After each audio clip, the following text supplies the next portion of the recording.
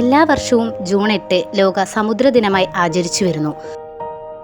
മനുഷ്യൻ്റെ കടന്നുകയറ്റങ്ങളിലൂടെ സമുദ്രത്തിലുണ്ടാകുന്ന വ്യതിയാനങ്ങളെക്കുറിച്ച് പൊതുജനത്തിനിടയിൽ അവബോധം സൃഷ്ടിക്കുക, സമുദ്ര സംരക്ഷണത്തിനായുള്ള കൂട്ടായ്മകൾ രൂപീകരിക്കുക എന്നിവയാണ് ദിനാചരണത്തിൻ്റെ ഭാഗമായി UN ലക്ഷ്യമിടുന്നത്.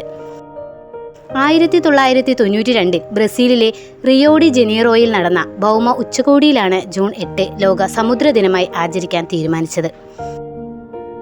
1992 ജൂൺ 8 കാനഡയിലാണ് ആദ്യമായി സമുദ്രദിനം ആചരിച്ചത്. 2008 ഐക്യരാഷ്ട്ര സംഘടന ഇത് ഔദ്യോഗികമായി അംഗീകരിച്ചു.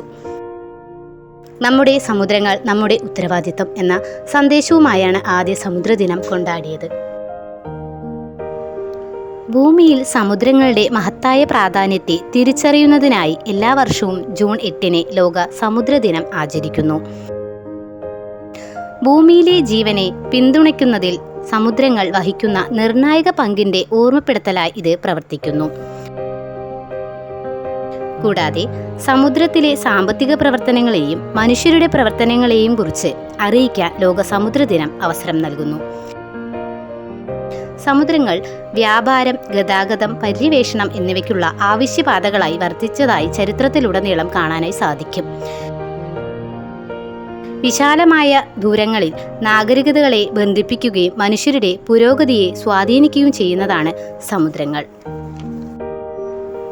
എന്നാൽ സമുദ്ര വിഭവങ്ങളുടെ അമിത ചൂഷണവും സമുദ്രതീരത്ത് നടത്തുന്ന അശാസ്ത്രീയമായ വികസന പ്രവർത്തനങ്ങളും ഖനനവും പരിസ്ഥിതി സൗഹൃദപരമല്ലാത്ത ടൂറിസവും സുനാമി പോലുള്ള പ്രകൃതി ദുരന്തങ്ങളുമൊക്കെ കടലിലെ ആവാസ വ്യവസ്ഥകൾക്ക് ഭീഷണിയാവുന്നുണ്ട്. സമുദ്രങ്ങളുടെ പ്രാധാന്യം, സമുദ്രങ്ങൾ നേരിടുന്ന പ്രശ്നങ്ങൾ, സമുദ്രങ്ങളെ സംരക്ഷിക്കേണ്ടതിൻ്റെ ആവശ്യകത എന്നിവ നാം തിരിച്ചറിയണം. സമുദ്രങ്ങളുടെ സുസ്ഥിരത നമ്മുടെയും വരും തലമുറകളുടെയും നിലനിൽപ്പിന് അത്യാവശ്യമാണ് എന്ന തിരിച്ചറിവുണ്ടാവാൻ ഇനിയും വൈകിക്കൂടാ എന്ന് ഈ സമുദ്രദിനം നമ്മെ ഓർമ്മിപ്പിക്കുന്നു.